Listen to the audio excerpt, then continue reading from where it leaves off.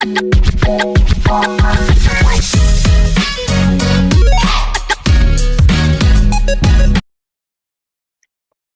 Everyone. కాబోయే ఎఫ్బిఓస్ అందరికీ స్వాగతం సుస్వాగతం.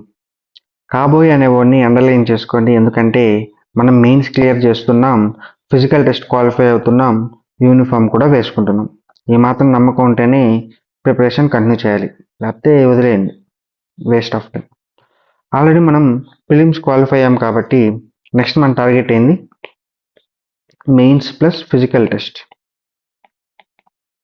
ఏంటి? మెయిన్స్ ప్లస్ ఫిజికల్ టెస్ట్, ఈ రెండు క్లియర్ చేస్తే మనకు జాబ్ అనేది వచ్చేస్తుంది. మీరందరూ జనరల్ సైన్స్ అని, యాప్టిట్యూడ్ అని, రీజనింగ్ అని, మరికొందరు అయితే వాకింగ్ కూడా స్టార్ట్ చేశారు. కరెక్టే కదా?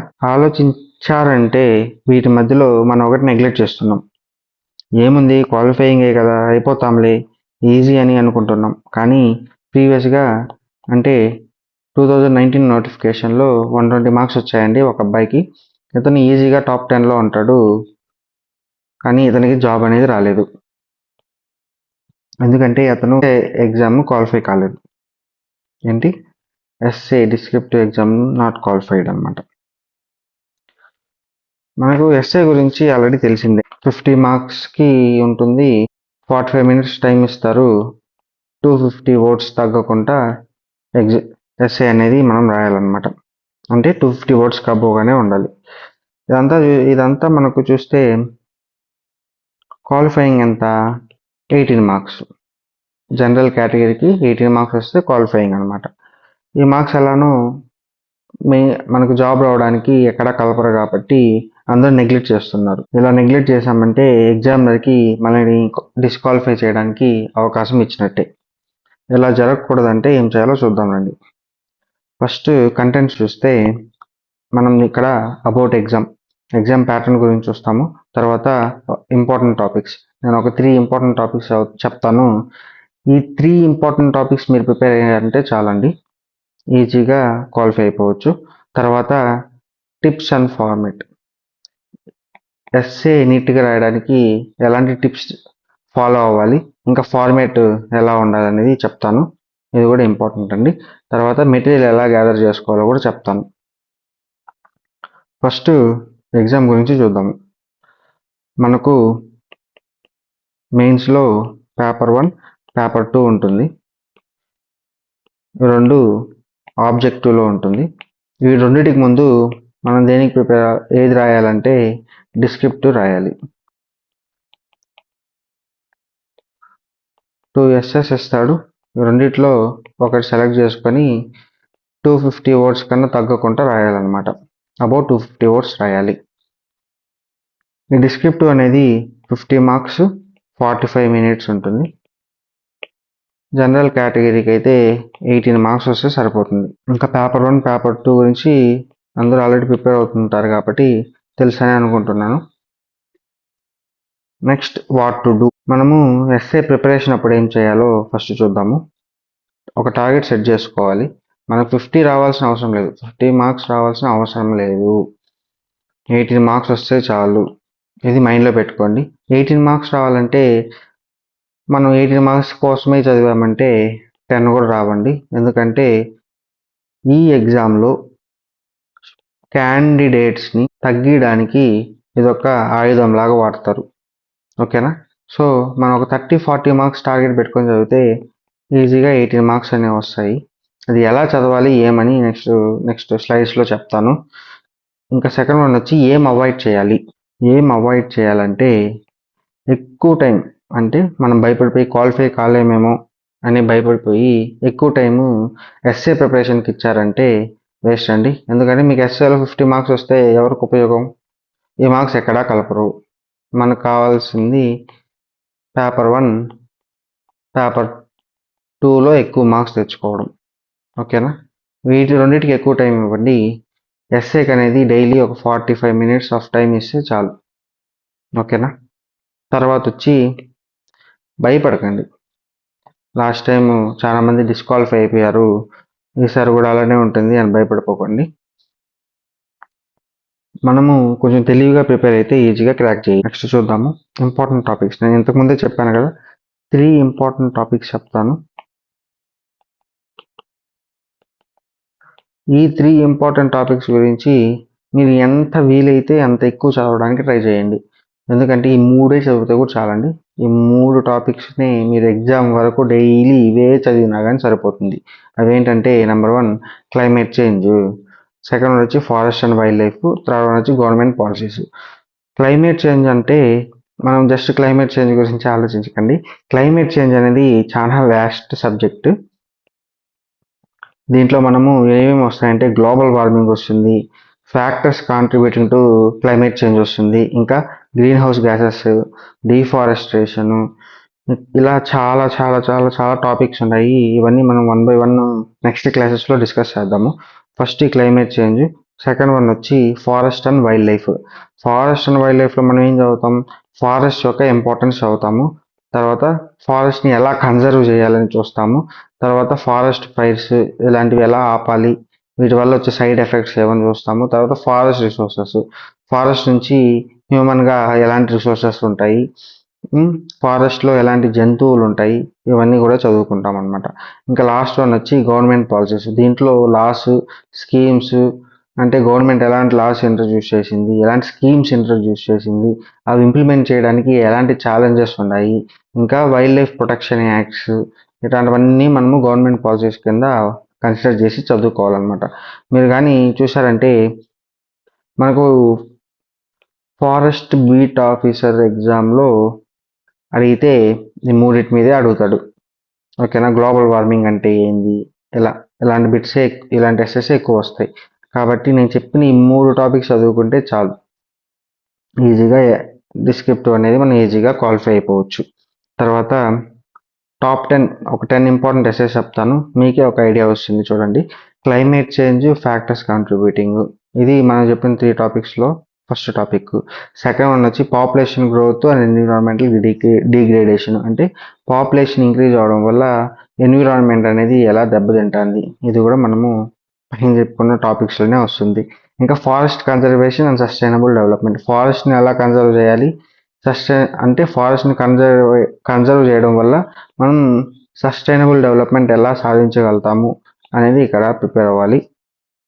తర్వాత deforestation and it's impact on climate change, deforestation వల్ల క్లైమేట్ ఎలా ఇంపాక్ట్ అవుతుంది, అంటే ఫారెస్ట్లు తగ్గిపోవడం వల్ల క్లైమేట్ ఎలా ఇంపాక్ట్ అవుతుంది అనేది ఇక్కడ చదువుకుంటాము. ఇంకా ఫిఫ్త్ వన్ వచ్చి wild life protection in India. Okay, wild లైఫ్ని ప్రొటెక్ట్ చేయడానికి ఎలాంటి లాస్, ఛాలెంజెస్ ఉన్నాయి అనేది ఇక్కడ చదువుకుంటాము. నెక్స్ట్ వన్ వచ్చి man and forest A symbiotic relationship, మనిషికి అడవులకున్న సంబంధం గురించి ఇక్కడ చదువుకుంటాము. ఇంకా ఫారెస్ట్ ఫైర్స్, ఫారెస్ట్లో ఫైర్స్ ఎలా వస్తాయి, కాసెస్ ఏంది, వాటి వల్ల వచ్చే ప్రాబ్లమ్స్ ఏంది, వాటిని ఎలా అరికట్టాలనేది దీంట్లో చదువుతాము. ఇంకా అఫారెస్ట్రేషన్ అండ్ రీఫారెస్ట్రేషన్ ఇన్ ఇండియా, అంటే అడవుల్ని పెంచడానికి మనం ఇండియాలో ఎలాంటి స్టెప్స్ తీసుకుంటున్నాం, దీంట్లో మనము ఇంకా చాలా డేటా కలెక్ట్ చేయాలండి ఇట్లాంటి వాటి కోసం. ఈ డేటాని ఎలా యూజ్ చేయాలంటే లాస్ట్ ఇయర్ ఫారెస్ట్ కవర్ ఎంత ఉంది, ఈ ఇయర్ ఎంత ఉంది, తగ్గిందా పెరిగిందా, ఇలా కంపేర్ చేసి కూడా పాయింట్స్ రాయాల్సి ఉంటుంది అఫారెస్ట్రేషన్, రీఫారెస్ట్రేషన్ ఇలాంటి క్వశ్చన్స్ అడిగితే. నెక్స్ట్ వన్ వచ్చి COVID-19 and it's impact on environment and economy.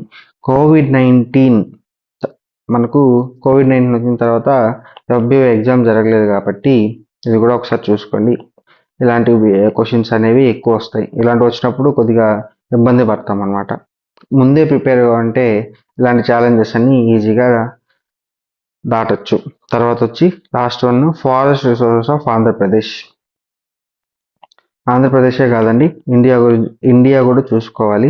దీంట్లో ఏం చదువుతామంటే మనకు ఉన్న శేషాచలాలు అడవులు, అమ్మాయి జిల్లాలో ఉన్న అడవులు, ఇలాంటివన్నీ ఒకసారి చూసి ఎలాంటి రిసోర్సెస్ ఉంటాయి, ఈ అడవుల నుంచి ఎలాంటి రిసోర్సెస్ ఉంటాయి, ఇలాంటివన్నీ కూడా మనం దీంట్లో రాయాల్సి ఉంటుంది అనమాట.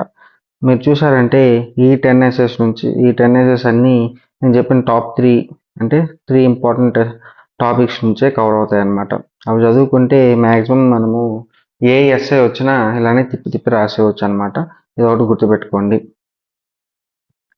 How to write and SA, ప్రతిదానికి ఒక టెంప్లెట్ ఉంటుంది, ఎస్ఏ కూడా ఒక టెంప్లెట్ మనం ఫాలో అవ్వాలన్నమాట. అదే ఇంట్రడక్షన్, ఇంట్రడక్షన్, మెయిన్ బాడీలో సైడ్ హెడ్డింగ్స్ పెడుతూ రాయాలి. పారాగ్రాఫ్లుగా మొత్తం పేరాలుగా రాయకూడదు. లాస్ట్ వచ్చి కంక్లూజన్. ఇంతే అండి. ఎస్సేలో ఇంకేం ఆలోచించాల్సిన అవసరమే లేదు. ఉండేదే ఇంతే. టెంప్లెట్ అంటే ఇంతే ఉంటుంది. కానీ ఇంట్రడక్షన్లో ఏం రాయాలి, మెయిన్ బాడీలో ఏం రాయాలి, కంక్లూజన్లో ఏం రాయాలి అనేది మనకు క్లారిటీ ఉండాలి.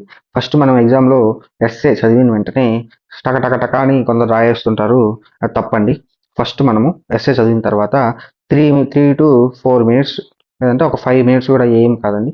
5 మినిట్స్ కూడా ఫస్ట్ ఏం ఆలోచించాలంటే 3 to 5 మినిట్స్లో ఆ ఎస్సే ఏంది, ఏమైనా డెఫినేషన్లు ఉన్నాయా, లేదంటే గవర్నమెంట్ పాలసీస్ ఏమన్నా ఉన్నాయా, వాటికి సంబంధించిన ఇయర్స్ ఇవన్నీ గుర్తు తెచ్చుకోవడానికి ట్రై చేయండి. ఎలాంటి సైడ్ హెడ్డింగ్స్ పెట్టాలి అనేది ఫస్ట్ ఏమేమి రాయాలనేది ఫస్ట్ మనము ఒక ఐడియా తెచ్చుకోవాలి. కొంచెం ఆలోచించామంటే ఏమేమి రాయాలి, పాయింట్స్ ఎలా రాయాలి, స్ట్రక్చర్ ఎలా మెయింటైన్ చేయాలి అనేది కొంచెం ఆలోచించారంటే ఎగ్జామ్లో ఈజీగా ఉంటుంది. లేదంటే కొందరు ఏం చేస్తారు, స్టార్ట్ చేస్తారు, కొంచెం దూరం రాస్తారు, తర్వాత నచ్చదు. ఆబ్వియస్గా హడావిడి రాస్తే నచ్చదు. కొందరు ఏం చేస్తారంటే మళ్ళీ కొట్టలేరు. ఎగ్జామ్లో కొట్టివేతలు ఉంటే ఎగ్జామ్ మార్కులు వేయడనే భయంతో అట్టే కంటిన్యూ చేస్తాడు. మనం ఏమైనా మిస్టేక్స్ ఉన్నాయంటే అది ఎగ్జామినర్ చూసినాడంటే ఈజీగా మనం డిస్క్వాలిఫై చేస్తాడనమాట. ఇలాంటి అవకాశాలు ఎగ్జామినర్కి ఇవ్వద్దు. అందుకని మనం ఫస్ట్ ఒక స్ట్రక్చర్ అనుకున్నామంటే ఈ స్ట్రక్చర్లోనే ప్రిపేర్ అవుతున్నామంటే ఎగ్జామ్లో కూడా ఈజీ అయిపోతుంది. ఫస్ట్ ఇంట్రడక్షన్లో ఏం రాయాలి, డెఫినిషన్స్ రాయాలి. ఓకేనా.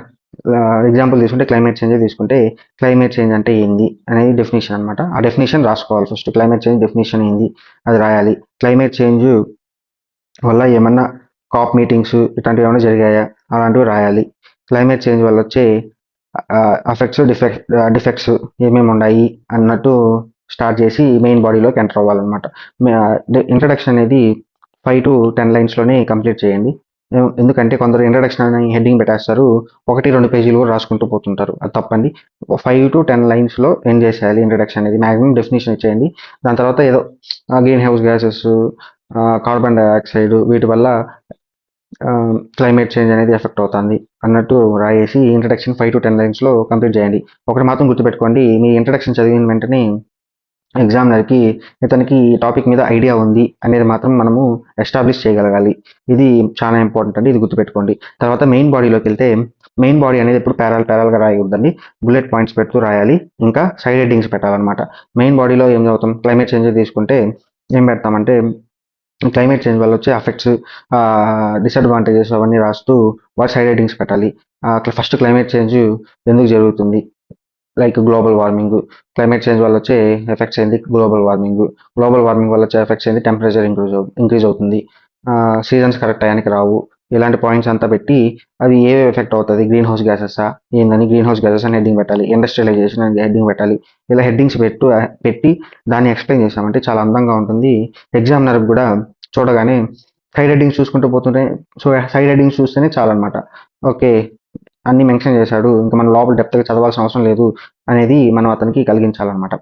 ఇంకా లాస్ట్ వన్ వచ్చి కంక్లూజన్ అనేది ఎప్పుడు పాజిటివ్ నోట్లోనే ఎండ్ చేయాలండి. నెగిటివ్ నోట్లో ఎప్పుడు ఎండ్ చేయకూడదు. ఏ ఎస్ఐ అయినా గుర్తుపెట్టుకోండి. మనము ఇప్పుడు క్లైమేట్ చేంజ్ తీసుకుంటే మనకి ఎటువంటి పాజిటివ్స్ ఉండవు మనకు తెలుసు. కానీ పాజిటివ్ నోట్లో అటెండ్ చేయాలంటే మనము ఇలాంటి ఏ స్టెప్స్ తీసుకుంటే క్లైమేట్ చేంజ్ అనేది ఎఫెక్ట్ కావాలి అంటే తగ్గించవచ్చు, క్లైమేట్ చేంజ్ని ఆపచ్చు అనే విధంగా కొన్ని పాయింట్స్ మెన్షన్ చేసి కంక్లూడ్ చేయాలన్నమాట. ఓకేనా. ఐడియా ఒక క్లారిటీ వచ్చింది అనుకుంటాను. ఇప్పుడు నేను చెప్పిన ఫార్మేట్ని నేను నెక్స్ట్ వచ్చే క్లాసెస్లో అంటే టాప్ 10 ఎస్ఎస్ చెప్పాను కదా, ఆ ఎస్ఎస్ని ఎక్స్ప్లెయిన్ చేస్తూ with introduction, main body, side headings, conclusion పెడుతూ ఎలా రాయాలనేది నీట్గా క్లాస్గా చెప్తాను. అది మీరు ఒకసారి చూసుకోండి. సబ్స్క్రైబ్ చేసుకున్నారంటే మీకు ఆటోమేటిక్గా మీకు నోటిఫికేషన్ వచ్చేస్తుంది కాబట్టి అందరూ సబ్స్క్రైబ్ చేసుకోండి ఇప్పుడే. తర్వాత హౌ టు ప్రిపేర్ నోట్స్, ఇది చాలా ఇంపార్టెంట్ అండి. మనము చదువుతాం, ఏదో ఒక బుక్ తీసుకొని చదువుతాం, అది మళ్ళీ మనము ఎగ్జామ్ ముందు మళ్ళీ బుక్ ఎత్తి చదవాలంటే అంత టైము ఉండదు, మనకు గుర్తు కూడా ఉండదండి. అందుకని మనము ఒక నోట్స్ తీసుకొని, ఇప్పుడు క్లైమేట్ చేంజ్ అంటే ఒక నోట్స్ తీసుకొని మీరు ఫస్ట్ నోట్స్ తీసుకోవాలి. ఆ నోట్స్లో మనం ఎంతమంది చెప్పుకున్నాం కదా, ఇంట్రడక్షన్, మెయిన్ బాడీలో సైడ్ హెడ్డింగ్స్ పెడుతూ ఎలా రాయాలి అనేది ఒక క్లారిటీ తెచ్చుకొని తర్వాత కంక్లూజన్, ఇదే ఫార్మేట్లో మనం నోట్స్ అనేది ప్రిపేర్ చేసుకోవాలి. ఎక్కడి నుంచి ప్రిపేర్ చేసుకోవాలంటే ఫస్ట్ నేను ఎన్సీఆర్టీస్ చెప్తానండి. ఎన్సీఆర్టీస్ తర్వాత రీసెంట్ డేటా ఏదైనా ఉందని చాట్ జీపీటీ ఆర్ గూగుల్ రెండిట్లో అడిగి డేటా అనేది కలెక్ట్ చేయొచ్చు. మనకి ఎన్సీఆర్టీస్ లేకపోతే కూడా మనకు ఇక్కడే మనం అడిగామంటే ఈజీగా మనకు డేటా అనేది ఇక్కడే వచ్చేస్తుంది ఎన్సీఆర్టీ లేకపోయినా. ఎన్సీఆర్టీ అనేది నేను ఎక్కువ ప్రిఫర్ చేస్తాను. తర్వాత సెకండ్ ఇంపార్టెంట్ పాయింట్ ఏమంటే బుక్స్ ఏ కొనకండి ఎస్ఎస్ కోసం, టైం వేస్ట్. నేను చెప్పిన టాప్ 3 టాపిక్స్ ఉంటాయి కదా, ఆ టాపిక్స్లో నుంచే మ్యాక్సిమం వస్తాయి. మీరు ఆ టాపిక్స్ని నీట్గా చదువుకోండి. ఎన్సీఆర్టీ కానీ, చాట్ జీపీటీ కానీ, గూగుల్ కానీ ఇక్కడే ఎతికి చదువుకోండి, సరిపోతుంది. It is more than enough. కొత్త బుక్స్ అయితే కొన్ని వేస్ట్ చేసుకోకండి. మీ కాడ అంత డబ్బే కానీ ఉంటే ఏదన్నా మంచి టెస్ట్ సిరీస్ తీసుకొని ప్రాక్టీస్ చేసుకోండి. 2 అయిపోయినా ఇంకా నేను చెప్పిన ఫార్మేట్లో నోట్స్ ప్రిపేర్ చేసుకున్న తర్వాత మనం చేయాల్సింది ఏమంటే ఈరోజు ఒక టాపిక్ చదివామంటే మనం డే బై డే ఒక టాపిక్ చదివితే సరిపోతుంది. ఈరోజు ఒక టాపిక్ చదివామంటే నెక్స్ట్ డే ఎగ్జామ్ ఫార్మేట్లో ఓకే 45 minutes టైం పెట్టుకొని ఎగ్జామ్ అనేది రాయండి. మనం ఎంత ఎక్కువ రాస్తే ఎగ్జామ్లో అంత ఈజీ అవుతుంది రాయడానికి. కాబట్టి ఒకరోజు నోట్స్ ప్రిపేర్ చేసుకోండి. సెకండ్ డే ఏం ప్రిపేర్ చేసుకున్నామో చదివిన తర్వాత ఎగ్జామ్ ఫార్మాట్లో చూడకుండా ఎగ్జామ్ రాయండి 45 minutes టైం పెట్టుకొని. తర్వాత ఏం చేయాలంటే మనం ఏమైతే రాసామో అది మెయిన్, మనం ఏదైతే ప్రిపేర్ చేసుకుందో అంతా ఒకసారి కంపేర్ చేసుకొని మీరే కరెక్షన్ చేసుకోండి. కరెక్షన్ చేసుకున్న తర్వాత ఏం మిస్టేక్స్ ఉన్నాయి అనేది ఇక్కడ ఎగ్జామ్ పేపర్లోనే రాసేయండి. రాసిన తర్వాత ఇదంతా అట్టే స్టోర్ చేసి పెట్టుకోండి. ఎగ్జామ్ ముందు ఒకసారి చూసుకుంటే సరిపోతుంది. అంతే, ఇంకేం అవసరం లేదండి. కొత్త బుక్స్ కొనడం, మన బుక్స్ కొంతామే కానీ అవి చదవం, ఊరికే డబ్బు వేస్ట్. క్లారిటీ వచ్చింది అనుకుంటున్నాను. మీరు ఇంతవరకు నా వీడియో కంటిన్యూ చేశారంటే అది మీకు ఎంతో కొంత యూస్ అయిందనే అనుకుంటున్నాను. ఒకవేళ నా వీడియో కానీ నచ్చుంటే లైక్ చేయండి, సబ్స్క్రైబ్ చేసుకోండి, ఇంకా నోటిఫికేషన్ బెల్ ఐకాన్ ఆన్లో పెట్టుకోండి. ఎందుకంటే హాల్ టికెట్ కానీ వచ్చే లోపల నేను చెప్పిన 10 essays అనేవి విత్ మెటీరియల్, అంటే మీకు పీడిఎఫ్ ప్రొవైడ్ చేస్తాను నా టెలిగ్రామ్ ఛానల్లో. విత్ పీడిఎఫ్ క్లాసెస్ అనేది ఎక్స్ప్లెయిన్ చేస్తాను. కంప్లీట్ ప్యాటర్న్ ఉంటుంది, పైన చెప్పిన ప్యాటర్న్లోనే ఉంటుంది. ఒకటి గుర్తుపెట్టుకోండి, హాల్ టికెట్ వచ్చాక ప్రిపరేషన్ స్టార్ట్ చేశారంటే నేను చెప్తున్నాను కదా 99.99% మీకు జాబ్ రాదు.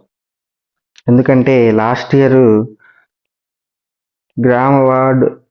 గ్రామ వార్డ్ సచివాలయం ఈ ఎగ్జామ్స్ ఉండడం వల్ల FBO ఎగ్జామ్స్ గురించి ఎవడు కాన్సన్ట్రేట్ చేయలేదండి. అందుకే లాస్ట్ ఇయర్ కట్ ఆఫ్స్ కూడా తక్కువ ఉన్నాయి. ఆ కట్ ఆఫ్స్ చూసి మీరు మోసపోకండి. ఈ ఇయర్ కట్ ఆఫ్స్ అనేది ఒక 30% ఎక్స్ట్రానే ఉంటాయి మార్క్స్ అనేవి. కాబట్టి జాగ్రత్తగా చదువుకోండి. ప్రిపరేషన్ స్టార్ట్ చేయని వాళ్ళు వెంటనే స్టార్ట్ చేయండి. ఇది మీకు నచ్చినట్టయితే నా నాలెడ్జ్ మీకు వర్త్ అనిపిస్తే మీ ఫ్రెండ్స్కి షేర్ చేసుకోండి.